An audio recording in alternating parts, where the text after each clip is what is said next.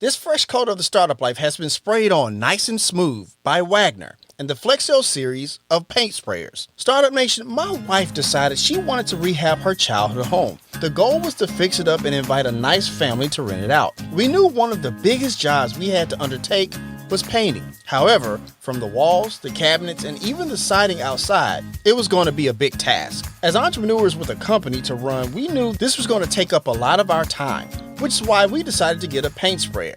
And after much research, we decided to go with the sprayer from the Flexio series from Wagner. Startup Nation, these sprayers are top-notch because of its flexibility to paint or stain walls, furniture, cabinets, and more.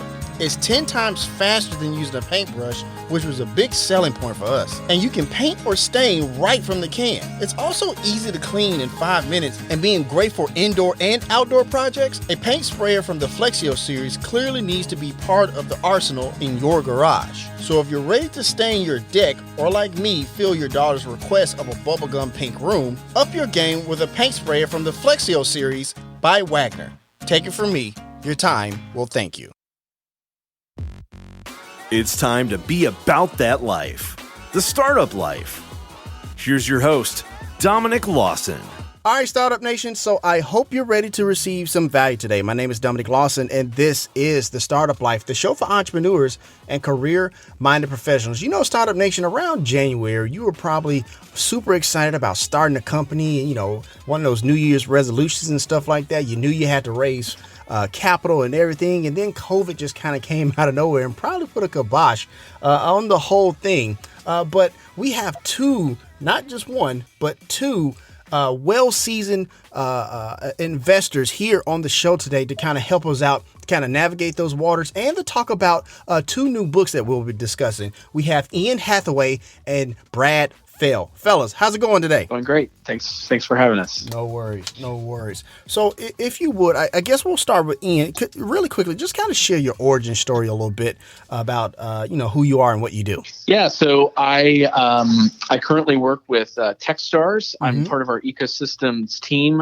We work with cities around the world with a range of stakeholders to improve the environment so that entrepreneurs can succeed. Right. I also, my origin story, I guess, I started out in economics and research that has evolved into consulting and tech and media. And about the last, 7 or 8 years, that's transitioned into working with startups. I do a bit of mentoring, advisory, and in the last year, I've started doing some investing. Obviously, collaborated with Brad on this book. Still do a little bit of research and quite a bit of writing. And Startup Nation, that book is The Startup Community Way, and we have a link there in the show notes for easy access if you listen to the replay on the podcast, as that book is available today. Brad, how about you, sir? You can share your origin story a little bit with us? I started my first company in 1987 when I was in college. I sold it to a public company in 1993. While I was working for that public company, I made about 40 angel investments over a 3-year period with the money that I made from selling that first company. So became a very active angel investor in the mid-90s during the rise of the commercial internet. Ended up accidentally becoming a venture capitalist and started a fund that initially was called SoftBank Technology Ventures. It was affiliated with SoftBank in Japan. It ended up being a firm called Mobius Venture Capital. That firm rode the internet bubble up. We had an amazing 3 years, and then we rode it down very, very hard and had the experience of the collapse of the internet bubble. In 2006, I co-founded Techstars, and in 2007, I co-founded Foundry Group, which is the investment firm I'm part of today. We invest all around the U.S. in tech companies. We have about $2.5 billion under management. Some companies people may know of that we were early investors in included Zynga, Fitbit, MakerBot, a handful of others. And I've been writing books since 2010. The Startup Community Way is my 7th. And it's my, I got asked recently what my favorite co-author collaboration was. I think that was a setup question by Ian. And my response was that he was my second favorite. My first favorite was my wife, Amy. And we wrote a book in 2015 that has a very coincidental name with this podcast called The Startup Life. Right. So when I saw the invite for the podcast come across, I smiled a big smile. I heard that. Great minds think alike, I guess, for sure. So I appreciate you sharing that. With everything going on, fellas, a lot of people are still looking to raise money for their startups and things of that nature. So, Brad, I'm going to go to you first. Even in this era and this, global pandemic that is COVID, have things changed too much? Changed a little bit, due to COVID as far as raising money and pitching and stuff like that? Well, some of the dynamics are very different because we've obviously shifted from a physical in-person world to a virtual world. And I think if you had said to VCs in January, how comfortable are you going to be with investing in companies where you've never physically met the founders, been in person and spent time with them? I think most VCs would have said that they wouldn't be comfortable with that they really needed to meet the founders face to face and spend time with them. Today, in end of July, many VCs are investing at good clips, at decent velocities in companies without ever physically meeting the founders. So that has been a cultural shift across the investing landscape that, in a lot of ways, I think is very advantageous to the entrepreneur in a good way, because previously, when you fundraised, entrepreneurs sort of hauled themselves all over, went to the airport and flew wherever you needed to go to get in front of the VC, or you're constantly going to the VC to their office. And in this mode, that both the time and friction, but also the power dynamic, some of that has shifted. Gotcha. Which I think, again, is healthy for entrepreneurs. At the early stages, there's a lot of investing activity happening. At the late stages, there's a lot of investing activity happening, companies that are successful and growing and raising more capital. I think that the place that's challenging in this moment is much more in the middle. Okay. If companies are growing quickly and everything's working great, they're going to have a relatively easy chance of raising money right now.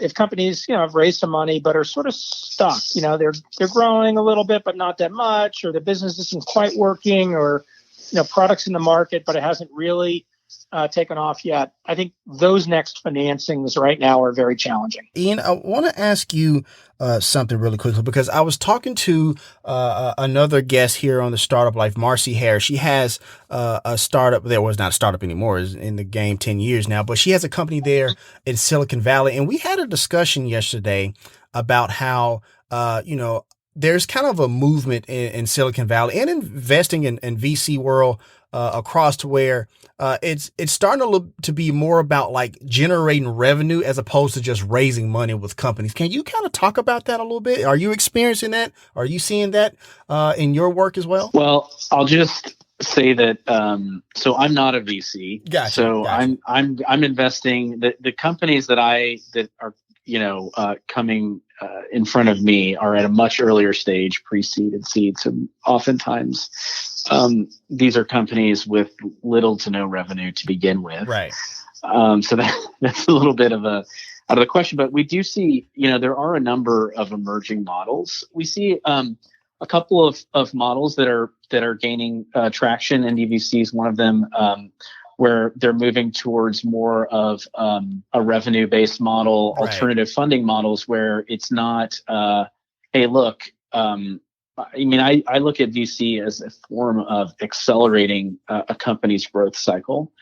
Not all companies want or are positioned to do that quickly. I think something like 0.5% of all businesses in the United States will ever raise VC. A disproportionate amount of them become high growth companies, but there are many high growth companies that will never raise venture capital. Ian, if you would just kind of talk about the book you and Brad kind of co-authored and the premise for it and stuff like that, if you don't mind. Yeah, well, so I'll let Brad talk about Okay. the entire arc of this, because I'll talk about this book. So this follows Brad's 2012 book, Startup Communities, Right. which chronicles his experience in Boulder. Brad and I became friends a few years back. We began talking in 2016 about how we might do a collaboration. A few iterations, we decided that we would work on this together to evolve Startup Communities. And the process of we started working in 2017 in the spring, and the process of creating this book is actually a good example of the principles we talk about in the book. We use complex adaptive systems which is a framework that, I guess has origins going back multiple decades, but really accelerated in the 1980s with the founding of the Santa Fe Institute. And the basic idea, human social systems, which startup communities are human social systems fundamentally, right, are complex adaptive systems. It means that they're highly uncertain, that they have certain types of behavior, such as nonlinear progression. So you can experience exponential growth or decay. There's also concepts we talk about like contagion. And in this sense, I mean, it's often thought of in terms of viruses, which is at the forefront of society today. With the you brought up COVID earlier, but it's also about the spread of ideas, of values, of behaviors. We talk a little bit about a concept called phase transitions, which is essentially, if you think of a dam, right? It's either holding all the water back or none of the water back at all. And it feels like, so in startup communities, people can be working towards these goals for a long period of time. It feels like nothing is happening. And then one day there's maybe some high profile success or outcome occurs and the entire system has shifted into a new state. And so the motivation for this was really around this idea of, we break down the difference between startup communities and entrepreneurial ecosystems. The startup community essentially being the beating heart of entrepreneurship in the city. The entrepreneurial ecosystem is a broader construct of a range of different actors that want to be involved with entrepreneurs. Key examples: governments, corporates, universities, and so on. Right. And what we observed was that there was really a difference in incentives and worldview and characteristics, behavioral traits of the community. So that's the entrepreneurs and those folks who are working with entrepreneurs on a daily basis and sort of understand the entrepreneurial way. And then these new actors who wanted to engage at an increasing rate, larger amount of actors, more resources put into it. What we realized is that we needed to provide a framework that was accessible, that explained these behaviors that I described earlier to these institutions, which are normally structured in a top-down hierarchical way, which is about control, planning, and execution. That doesn't work in these systems. In complex systems, it's really a bottom-up phenomena of being agile, experimentation, learning, and adaptation. So this book is really about bridging the divide between these two distinct but complementary systems. Brad, I want to ask you this because, Ian was just talking about those complementary symptoms, and there are plenty of people who want to support entrepreneurs and entrepreneurship, but they don't necessarily want to be in the startup gist of it all. What are some of those ways that people can just support entrepreneurs and not really be entrepreneurs themselves? So in the first of the two books, Startup Communities, which I wrote in 2012 right, and just updated, so a second edition just Absolutely. came out. We break people or break things into three categories, and we call them leaders, feeders, and instigators. Okay. And leaders and instigators are people, and feeders are organizations. So if you start from that frame of reference, to have a successful startup community, you have to have a critical mass of entrepreneurs playing leadership roles. And we underscore that in an important way. There have to be entrepreneurs who are leading the startup community for the startup community to grow and develop and evolve. Of course. The person or the archetype of the person you just described, we describe as an instigator. Okay. So they play leadership roles in the startup communities, but they work for some other organization. They might work for a large company. They might work for government. They might work for a university. They might work for a nonprofit that's supporting entrepreneurship, or they might work for another startup. And they don't want to be an entrepreneur themselves, but they are very, very interested in helping and supporting and growing and developing the startup community. So those instigators also can play key leadership roles on par with the entrepreneurs. We separate out organizations, because that's the mistake that so many people and organizations make in the context of building and developing startup communities around the world, is that the organizations themselves cannot be the leaders. If you sort of reflect back on Ian's rant that he just had about networks and hierarchies, Right. Most organizations function hierarchically from the top down. And they try to control things and they try to organize things so that they work in the context of how that organization functions. Whereas entrepreneurship is messy. It's very much a bottoms-up phenomenon. Right. And the startup community and startup community development is also a bottom-up phenomenon. So the organizations themselves, we categorize as feeders, and they play a role of supporting entrepreneurs. And I think this is the key, is to always remember that the goal of a startup community is to help entrepreneurs succeed. The specific things that those instigators can do vary widely. And my suggestion, and by the way, it varies by startup community, right? There's not a playbook. This is part of the nice thing about how a startup community grows and evolves. It's also one of the challenging things. And it's an essential part of the way we describe it in the startup community way. Right. As a complex system, there isn't a recipe or a set of rules to follow. Every startup community has its own characteristics and its own needs that develop generatively over time. And as a result, the interesting and powerful thing for instigators is that they can get involved in areas of the startup community that are interesting and important to them and that play to their strengths as individuals. And in that, whether it's, leading different types of activities, different types of meetups around either products or technologies, or, if you're a really strong sales leader, every startup company needs somebody who knows how to sell. Absolutely. And most startups are, maybe the CEO or maybe one of the founders is a good salesperson, but a lot of times as they start to scale up their businesses, they don't really know how to sell. Or if you're somebody who's really, really good at UX or product, again, leading activities and events in your community, engaging with other startups around that and around product development is a powerful thing. So the nice idea here, or the important idea here, is that there's flexibility versus, okay, here are the three things you need to go do. Absolutely. And that flexibility changes, or the flexibility around the activities changes over time based on what's actually happening in the startup community. I want to ask a quick follow-up, because you talked about, people in that community can kind of help the startups kind of do what they love best. And in this case, you brought up sales, because you said, and you're absolutely right, everybody needs sales no matter what kind of widget or product or service that you have. I guess what I want to ask is this, because you've been part of very successful early stage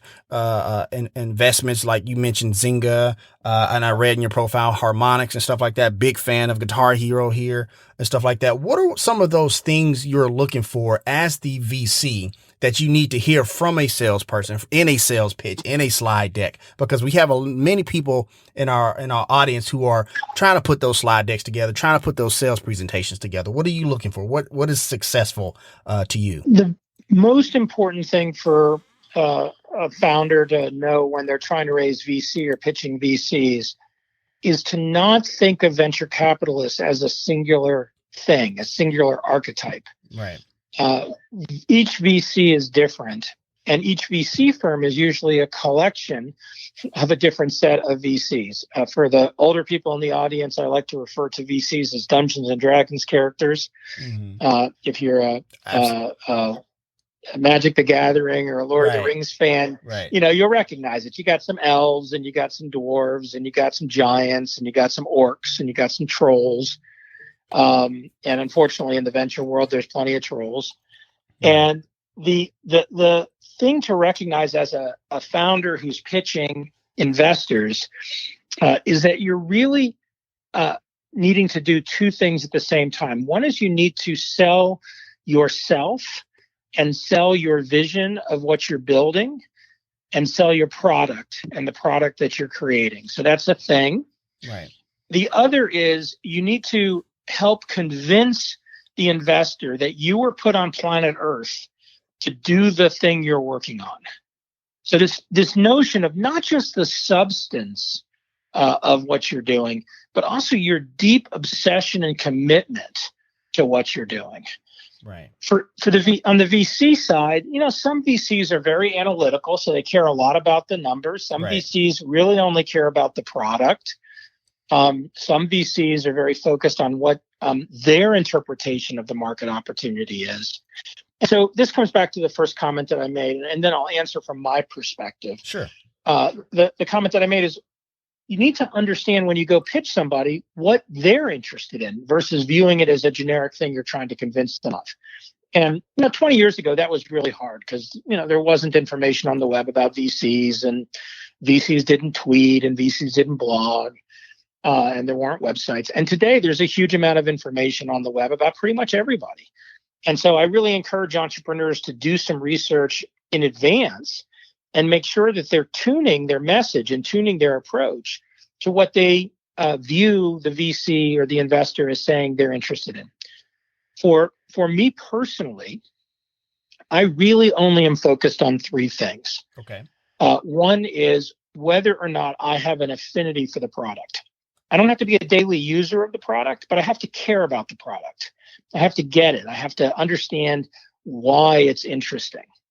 And by the way, a lot of products that a lot of companies that I invest in, when I get introduced to them, the products aren't usable yet, right? They're still before they're in a position where they can be usable. So that description of the vision of where the product is going to go and what it's going to do is key.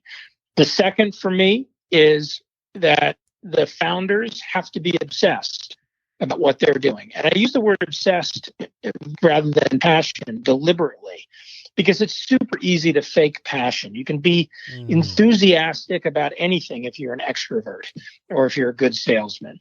So I'm less interested in the enthusiasm somebody has for something, but rather, again, this phrase I used earlier, what they put on this planet to work on this product, to work on this company. And then the last for me is that the founders have to want to be partners with me as much as I want to be partners with them. So it's both directions. It's not just, me getting excited about them, but if they're not that excited about me as an investor based on who I am and how I approach things, that's fine, but that's probably not going to be a good partnership for me. Got you. If I could ask a quick follow, and I'm glad you said that third part, that it's kind of a two-way street, if you will, because we see a lot of people who pitch to VCs or angel investors and stuff like that, and they only care about the purse strings. But, a lot of times that VC or angel investor actually comes with a Rolodex, which is probably more valuable than the investment itself. Can you talk about that a little bit? Yeah, that's a wise statement that you just made, is that while VCs provide money, in a lot of ways, money is the least, not the least, but it's the least differentiated thing that VCs have. Right. Money's important, but sort of any investor has money.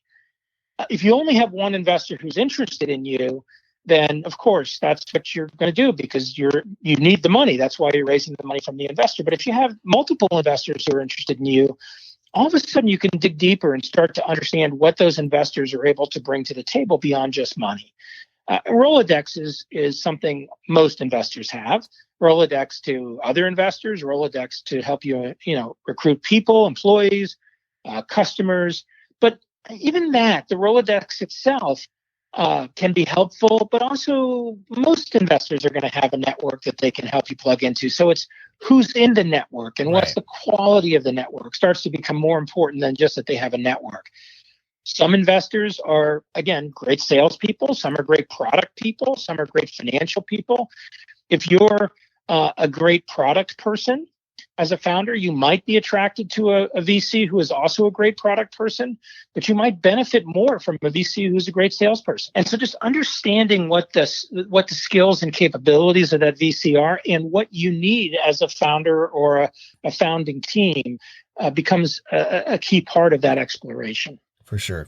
Thank you for sharing that. And I hope you caught that, Startup Nation, because that's very important. And I think a lot of startups kind of, unfortunately, make that mistake and may lose out on something much more that could be valuable of value to their company. So I appreciate you sharing that. Ian, I want to ask you this because you talked about working with early stage investors, maybe not making any revenue just yet and stuff like that. And I want to ask about that because I imagine when you create a startup and you're trying to create a business, obviously you want to make money, but that can be challenging in the sense of like, well, nobody understands the product. Nobody understands what you're trying to sell. So how do you mentor and advise those early stage investors to kind of get over those humps? So I'll answer that quickly. And I wanted to, then I also want to double back and say something Absolutely. Yes. About what Brad's comments were applied to this book. Yes.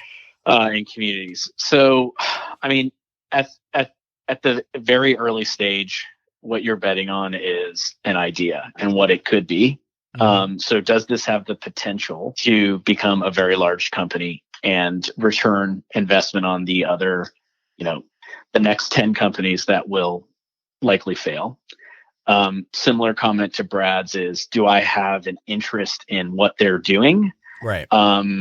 And the third thing is, do I think this person is capable of doing it, of taking the company to where it needs to go? This group of people. And so that's basically it. Similar principles, but it's much more on the first one. Not what this is, what could it be? What could it become? Going back to this issue of capital in general, which has been a theme in this conversation, going back to the book and to the communities, startup communities, we have a framework in here that we call the 7 capitals. It's an evolution of something that Brad talked about in the first startup communities book in 2012, which was basically complaining about capital. And I believe to summarize, it's sort of, look, people are always going to complain about capital, right? By which they mean financial capital, which typically means investment from venture capitalists or angels. There's always going to be an imbalance between supply and demand. Over the last decade, that's certainly loosened up a bit, but perhaps we're heading into a cycle where the strings may tighten a bit in certain stages. However, we wanted people to focus on this idea of other types of capital. Startups need more than financial capital, more than equity investment. And within the community context, we were saying, okay, there's 7 types of capitals. The first is intellectual capital, which you can think of as sort of technologies, intellectual property, information, ideas. The second is human capital, which is skills, capabilities, experience of people, knowledge that's specific to starting and scaling high growth companies. The third is financial capital, which is talked about, we talked about equity, but there's also debt, grant, revenue financing. And also, by the way, the best type of financial capital is revenue from customers. Right. We talked about physical capital, which we think of as, physical density, quality of place, and the infrastructure in those communities. Institutional capital, which we think of as ranging from all the big institutional actors, which we kind of ran through before, governments, corporates, universities, and so on, but also, a functioning system of laws, market stability. The final 2, which I think are actually the most important, or maybe the least, get some of the least attention because they're so intangible, which is network capital and cultural capital. So what is the connectedness, relationships? We talked about social capital. Brad mentioned, look, it's not just the money. That's the money that VCs bring is actually a commodity. It's what else do they bring? What's the differentiator? It's the relationships, the network, and culturally, what are the kind of the attitudes, norms, the love of place of a community. So we really want to stress this idea. And I think this can be adapted to thinking about your startup, which is there's more than one type of capital. Financial capital may be the thing that is in fact the most missing and that needs to be prioritized. But some of these other factors are more in control and deserve an equal, if not more amount of attention. Got you. Thank you for sharing that. And Startup Nation, you can learn about all those different types of capital and more in the Startup Community Way. We have a link there in the show notes for easy access if you're listening to the replay on the podcast. And that book is available today. And also Startup Communities, the second edition, Brad's book is actually available. That second edition is available today as well. And it's the link there in the show notes if you're listening to the replay on the podcast. Ian, I'm actually going to stay with you for this next question, if you don't mind, because I know, we're talking about startup communities and things of that nature. And I know you've worked in different, organizations and many different roles, in London and in Santa Barbara and in DC. Kind of talk about your feel, your commentary of those ecosystems, those communities when it comes to, startups in the entrepreneurial space, if you don't mind.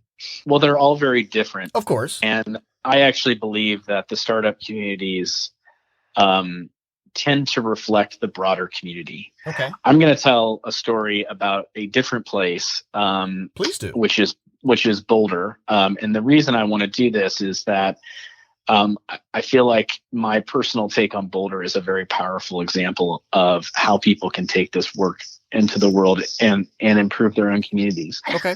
So Boulder. So one of the, I feel like, the criticisms or one of the pushbacks I've heard about startup communities, Brad's first book, is, well, Boulder is this unique place. It's the idealized state of the world. And so what about all these other places? My response to that and fully acknowledging, so if you just look at the data, Boulder has so many assets. It has so many things going for it, right? You've got a highly educated population. You've got huge federal labs, a research university. You've got some leading venture capital firms, some of which weren't around, 2 decades ago, decade ago. You have institutions like Techstars, again, wasn't there, almost a decade and a half ago. Right. It's got fantastic weather, natural amenities. It's a fun place.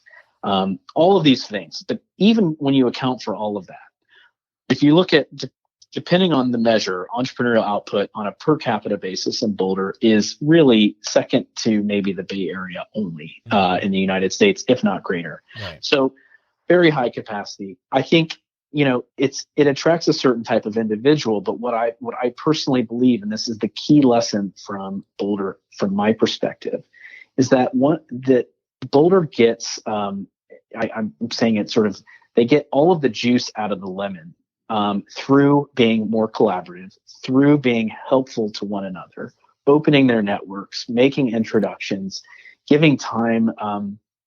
Brad has pioneered this concept, give first, which is absolutely a fantastic way of, really not just for business, but life, saying, right, I'm willing to help people in this community without expecting something in return immediately. Right. It's not altruism. You're expecting to get something back, but you don't know when, from whom, and in what form, and that's okay. And this reduces friction and allows collaboration to occur. And so I think, there's a lot of stuff written on ecosystems, communities. We've obviously written a book together. Brad wrote one on his own entirely, and this one with me. But it's really very simple. The best way to do this is to find ways to help entrepreneurs and methods big and small, over an extended period of time and at a critical mass in a community, which we believe helps entrepreneurs succeed, which is fundamentally what this is all about. And you're absolutely right about, Boulder and the Denver, state of Denver. If I remember correctly, there was at one point in time where 50%, being in a very educated space, people who live there and stuff like that. If I'm not mistaken, I believe half of the people in the state of Colorado have at least a community college or a 2-year degree of some sort. It's probably one of the highest in the country. But speaking of Boulder, I actually used to live in Denver, so I know a little bit about what you're talking about. But speaking of Boulder, how much of, with all the success that Boulder has, how much does like surrounding areas like a Denver and those other places play into that ecosystem, play into that community to kind of help fuel that success as well? Well, they play off each other in very powerful ways over a long period of time. So in 2012, when I wrote the Startup Communities, my guess is that Boulder and Denver probably had about the same number of companies, startup companies, but Boulder is 100,000 people and Denver is 2 million people. Right. So, Denver was 20 times the size of Boulder. The density, or the entrepreneurial density of Boulder, was 20 times more than Denver. We like to talk about Boulder and Denver as binary stars. They're two separate stars that orbit around each other. They're not a planet where you have a moon that orbits around it, but sort of these two stars that are constantly dancing around each other. Right. And they have this interactive effect. And there's a lot of other binary star cities in the world. Some of my favorites include Toronto and Waterloo. A very similar dynamic, interestingly. Both, Waterloo is a college town like Boulder is. It's about 100,000, maybe a little bit more. Toronto is a huge city, 6 million people or something like that. And if you look at the actual amount of entrepreneurial activity, a decade ago, probably Waterloo had as much or more number of companies on a much smaller population base. Today, if you go Boulder to Denver, the startup community in Denver is off the charts. It's just an incredible amount of activity. And a lot of that came from the interactive effect between entrepreneurs in Boulder who opened companies in Denver because they wanted to be able to attract people from that area versus just around Boulder. Or maybe they were interested in having their company there, or they expanded. A lot of Boulder companies like SendGrid and Rally Software and Zayo that were successes at some point opened another office, and that other office often was, even though it was only 45 minutes away, it was in Denver. So you have this expansion because the communities are not just separate, and it's also not a zero-sum game. It's not a case where Boulder wins and Denver loses. It's the case where both cities can benefit from a lot of cooperation between the two of them. And then that keeps expanding. So it's not just in the city, but it's in the state. So if you look at Colorado today, entrepreneurship across all of Colorado has grown significantly. There's been a lot of effort in non-urban or rural Colorado around entrepreneurship. And some of the people that are leaders there, people like Mark Nagar, Delaney Keating, have spent a lot of time in startup communities in bigger cities and are now applying that kind of thinking across broader geographies. And in fact, one of the new chapters in startup communities is an entire chapter on rural startup communities, where all of a sudden you have, to contend with cities that might be 5 or 10 or 15,000 people. And how do you actually get those communities or those startup communities really humming in a meaningful way? So I think the importance for a listener to sort of chew on is it's not that we're playing, again, a zero-sum game between geographies. We're playing a positive-sum game. The more we can help each other, both in a city or across a city around entrepreneurship, the faster that startup community is going to grow. And Brad, I appreciate you sharing that. And that's kind of what I wanted to kind of get at, is that, like I said, it's not a zero-sum game. It's not a situation where one person wins, another person loses. And you really kind of talk about that in both of those books, really. So I appreciate you sharing that. Startup Nation, we're wrapping up with Ian Hathaway and Brad Feld here on the Startup Life. And I want to ask this question, and it can go to either one of you. When you talk to newly minted startup founders and entrepreneurs, or even well-seasoned one, and we're seeing what's happening in the entrepreneurial space, in the business space, and how COVID is kind of, for lack of a better phrase, kind of wreaking havoc on small businesses and even some of the larger ones, Hertz and Chuck E. Cheese and a few other retailers kind of come to mind. What are some of those lessons that you're that is coming from COVID that you're sharing with those entrepreneurs, those newly minted entrepreneurs? I mean, go ahead, Ian. Yeah, I was just going to say one thing, having let me answer a slightly different question, which I just spent yesterday morning mentoring a new crop of Techstars New York companies. And one of the first things that I ask is how they're doing, to remind them that this is a really insane moment in time. Right. And that it's okay for them to not have the answers, to be struggling. I mean, we're all feeling it in different ways from day to day. And to be building a team, a number of the teams I'm speaking with they're not in the same geography. Not that it would necessarily matter anyway, but building a company, I mean, it's already hard enough for many of us to have meaningful relationships through Zoom all day long. Very true. And it's I don't know, doubly so is not even the right phrase. It's infinitely so for building a startup. So the thing I try to remind them is that you're a human and don't let the mental health stuff slip. It's, it's okay to be vulnerable. It's okay if you're not bringing your best self every single day. If you're not feeling it, then don't, take the day off. And there's lots of advice, lots of other things we can discuss, but I like to force that issue just to remind people that we're all humans and we're going through a strange time, and to not leave that part out. I appreciate that because that's super important. All right, Startup Nation. So we're going to go ahead and take a quick break. We got to pay some bills. Once again, my name is Dominic Lawson, and you're listening to The Startup Life.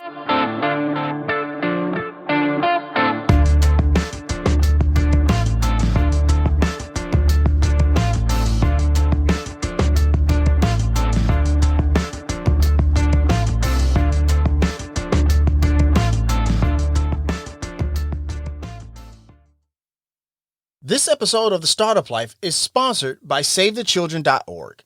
Startup Nation, Save the Children believes every child deserves a future. In the United States and around the world, they work every day to give children a healthy start in life, the opportunity to learn, and protection from harm. They deliver lasting results for millions of children, including those hardest to reach. They do whatever it takes for children every day, and in times of crisis, transforming their lives and the future we share. Startup Nation, right now, the coronavirus is the biggest global health crisis in our lifetime. It threatens children in every way. COVID-19 has already left many children without caregivers, out of school, and exposed to violence and exploitation. Child poverty is rising. With your support, we can help children in unsafe households and help support distance learning in the face of school closures. Here are some ways your support can make a difference. For just $5, you can buy a baby's first book, providing comfort and inspiring lifelong learning. And for $25, you can serve a nutritious breakfast and lunch to 5 out-of-school children in need. And there's many other ways you can help support Startup Nation. So go to SaveTheChildren.org/SaveKids or www.SaveTheChildren.org/SaveKids. So if you're ready to make a difference, Startup Nation, remember SaveTheChildren.org. Make the change for children. The Startup Life is powered by Ladder. Startup Nation, as an entrepreneur, you are the engine that powers your business. We have had many entrepreneurs on the show, from those that played Division II basketball, quite a few Ironman participants, and even an NFL quarterback. And the one thing they all have in common is that they know getting early morning workout wins leads to business success for the day. However, it's super important what fuel you use for your workout to get that early morning success. And that's where Ladder comes in. Ladder is a sports nutrition company founded by LeBron James and Arnold Schwarzenegger. Unlike other supplements, every batch is tested by a third party that is trusted by all major professional sports organizations, including the NBA, NFL, MLB, and more, to verify the highest standards for quality, but more importantly, safety. Ladder's goal is to help you unlock your best in any situation. Right now, that means access to special offers and expert advice from their community. Personally, I like superfood greens. Not only does it include the most essential nutrients that are hard to get in your diet, like magnesium, zinc, B vitamins, and vitamin D, they also included the Rhodiola root, which helps keep you healthier when stress is high, but also it helps support immunity according to many studies. Use code BETTEREVERYDAY for 30% off everything site-wide at ladder.sport. That's BETTEREVERYDAY for 30% off at ladder.sport. So maybe you're not trying to be a 4-time league MVP or a 7-time Mr. Olympia, but you still need the tools to elevate your health that elevates your business. So go with Ladder and prepare to get better every day. All right, Startup Nation, welcome back as we continue our conversation with today's guest here on The Startup Life. All right, Startup Nation. So, with everything going on with COVID-19, we're all trying to figure out a lot of stuff. Healthcare is definitely one of them. And so a lot of times there's a lot of frustration, outside of like the elements and stuff that we go through. There's a lot of frustration with like paperwork and finding the right provider and all the other stuff that goes along with, healthcare system and stuff like that. But today we have a great guest that's going to kind of may have a solution for all that and kind of share her background and stuff like that. She is Alexis Alexi Alizada. Alexi, how are you, ma'am? I'm good. How are you? I can't complain. So first things first, just kind of tell us a little bit about your company, if you don't mind. Yeah. So my name is Alexi Alizada, and I began Advise as a consumer really frustrated with all of the inconsistencies and barriers to getting good care. Right. I became a mom a year and a half ago, and the process of finding a provider that I was comfortable with to care for me during my pregnancy and for my daughter after her birth was a painstakingly complex and inefficient process. Mm-hmm. So I decided I really wanted to create something to help simplify it. Gotcha. I had experience in government and regulation, and I previously worked in healthcare consulting and using technology to help make physicians and practices profitable after the changes brought on by the Affordable Care Act. Gotcha. So that, coupled with a health scare that I had, really propelled me to begin Advise. Gotcha. Thank you for sharing that. Now, you're originally from the UAE, and you came over for the United States, and you had a bit of some health issues, right? Correct. Mm-hmm. So I did grow up in Dubai, right. and I really got to experience like rapid innovation in terms of infrastructure. Things are constantly changing there, and they really aren't afraid of change, right. Of new ideas and new systems, and they just kind of adopt it and have something, in place until someone comes up with something better, and then they change it again. But it's a climate that isn't resistant to change. Whereas here in the U.S., a lot of things about our infrastructure, especially in the medical industry, right. are so ingrained that we can't imagine them changing. And that was really a benefit growing up in a country that was really finding its way in like the late 90s and early 2000s and wasn't afraid of adopting new ideas and implementing them. Gotcha. When I did come here, I did have a stroke at the age of 22. And at the time, I didn't realize how it would change the trajectory of my career. But faced with kind of a paralyzing fear, and it made it very difficult to pick up the phone. Scheduling an appointment was difficult. Assembling health records that would result in a productive appointment was an immense challenge, and almost caused me to really forgo care. I mean, you just don't want to deal with it. It's just too much. It's too confusing. And today, even, a decade after the passage of the Patient Protection and Affordable Care Act, right. The cracks in the healthcare system are really readily apparent to patients like me who often go unheard in their struggle to seek care, Gotcha. Despite paying a greater portion out of pocket than ever before. Gotcha. So following my recovery, I was really ready to use my regulation policy background to bring about change in the industry. Gotcha. Thank you for sharing that. I want to ask a quick follow-up because you talked about, some of that exposure and stuff like that and some of those cracks in the healthcare system. Are you seeing, from your vantage point as, the CEO of a health tech company, are you seeing any, some of those cracks even, further widening due to COVID and everything that's going on now? Yes, I would say that there's a greater barrier to care. So a lot of people, are really forgoing care and taking, and going to their regular appointments because of the risk of COVID. Right. And, a lot of doctors' offices, they take a lot of precautions. So, you're not waiting in waiting rooms instead of you're waiting in your car. And it just becomes really difficult for people to stay on top of their health, especially if they have chronic conditions, diabetes, cancer, something like that. That really needs to be managed. We want, we want to arm them with all the tools that they need to, stay on top of their care. Startup Nation wanted to check out your website. What's that web address, if you don't mind, sharing that with us? Yeah. So our web address is Advise with two I's. So ADVIISE.com. Gotcha. Advise with Gotcha. two I's. Thank you so much. And Startup Nation, if you want to check out Advise, we have a link there in the show notes for easy access if you're listening to the replay on the podcast. Alexa, if you don't mind me asking, talk about some of those features, some from the patient side and some from the provider side, if you don't mind. Yeah. So we have, from the patient side, you can log on and you can see any doctor and do your, we're trying to arm you with information so that you can make the best decision possible. So we have a database of physicians and all medical providers. So it's doctors, chiropractors, acupuncturists, any kind of healthcare provider.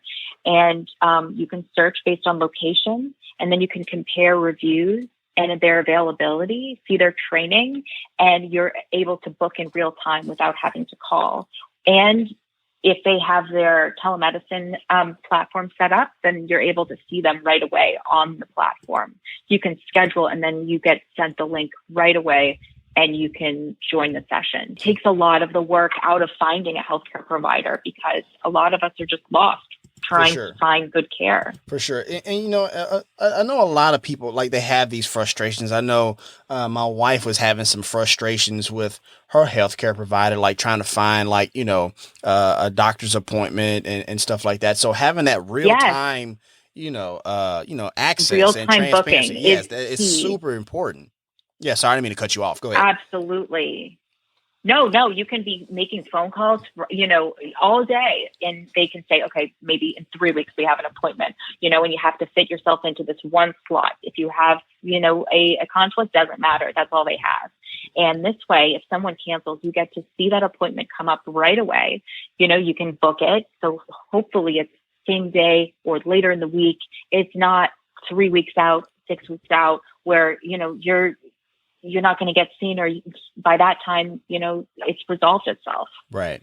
Whatever the issue is. So sure. You really, I think that consistency and being able to access care immediately is very important. So that's what we want to bring. Absolutely. Thank you for sharing that. And, on the provider side, one of the things that I thought was very interesting and I've always been fascinated by is the telemedicine part, because, I'm looking at this Forbes article from a few hours ago as of this recording. And they were talking about a lot of people are kind of doing this kind of, the self-health kind of thing and stuff like that. And what great way to kind of, not necessarily go it completely alone, but to have that telemedicine part to your healthcare when you're having issues with, like, getting an appointment in time and all that other stuff. But talk about that telemedicine part, because I'm always fascinated by that part. Absolutely. So with telemedicine, you're really able to see a provider in real time. So if you have an issue, you can be seen right away. You can explain your problem, even if it's something that needs to be addressed in person. You can see a telemedicine provider first, and then you go to they can order imaging. So you just, they can order an X-ray and MRI. You just go then to the imaging center. You don't have to go into a provider's office and then go to the imaging center and then go back to the provider's office, because you can be seen via telemedicine. They review your results. They order the imaging, you go to the imaging center, and then they review your results, and then they can drop ship you braces. They can drop ship you, anything you need. They can't put a cast on. So there are still, things that can't be done, via telemedicine. But in terms of ordering blood work or imaging or reviewing results, you can definitely do that via telemedicine. And I think one of the most exciting things really about telemedicine is the ability to see providers, say if you live in a rural area. Absolutely. You can see a provider that, you don't have to go to your local doctor who might not be equipped to deal with something like this, that instead you can go you go online and see, the top expert in your state, and they can review your results and track your progress, and you get much better care that way than you would at your local doctor being seen in person, just because they're not equipped to handle something like a rare or serious chronic condition, Absolutely. So that's a big benefit we have. Absolutely. Yeah. You really hit it on the head. And, when we talk about, people in rural America and stuff like that, but also in urban America who are having other types of issues to get access to care as well, that telemedicine part can be not just a game changer, but a life changer. Absolutely. For sure. Absolutely. You don't have to, get childcare, the parents can't make it to appointments because they can't find a babysitter. No one can watch their child. I mean, there's so many benefits to telemedicine and being able to be seen one-on-one. Sometimes if you go to the doctor, I don't know if you've had this experience, but, you get seen by a medical assistant, and then the doctor kind of pops in for a little while, has like a moment with you, and then he's really super distracted and has to leave. And, you get that really one-on-one time with a provider via telemedicine, because they're not distracted. They're not, moving from room to room with the wrong notes in front of them. They're really dedicated to you for that specific amount of time. So you can get your questions answered and, get treated like a person. And I think that that's really beneficial. Gotcha. Thank you for sharing all of that for sure. And Startup Nation, once again, we're wrapping up with Alexi Alizada, the founder of Advise. And so I want to just ask you and just leave us with this. Why is this work ultimately so important to you? I think because I really wanted to build a patient-centric platform. I do not think that right now we are equipped to handle something like COVID. You know, I think that we need to simplify the process for healthcare for providers and patients alike. But I really wanted to create something patient-centric with providers in mind that really would simplify the process, because for patients, it's really a challenge to get good care. And, you know, it's ripe for disruption. This industry is really ripe for disruption. And I want to be part and help with that change. If you want to let us know what you think about our show, have an idea for a show topic, or would like to advertise on our show, send us a message on the Startup Life Podcast Facebook page. And while you are there, like and follow our page as well. It's a great way for us to engage with you, Startup Nation, and really grow our community. The link is there in the show notes. Subscribe to the show, as it can be heard on Apple Podcasts, Google Play, Stitcher Radio, Spotify, or even on your Facebook timeline or any other platform you like to get your podcast. If you are listening on Apple Podcasts and you find our content valuable, please give us a 5-star rating, as it will help us climb the charts and help more people find our show. You can also listen to the show on the Startup Life Podcast new website. There you will find the all-new startup blog, where I write on many topics that are interesting and helpful to you on your path to entrepreneurship. And hey, if you have an idea, be about that life, the startup life.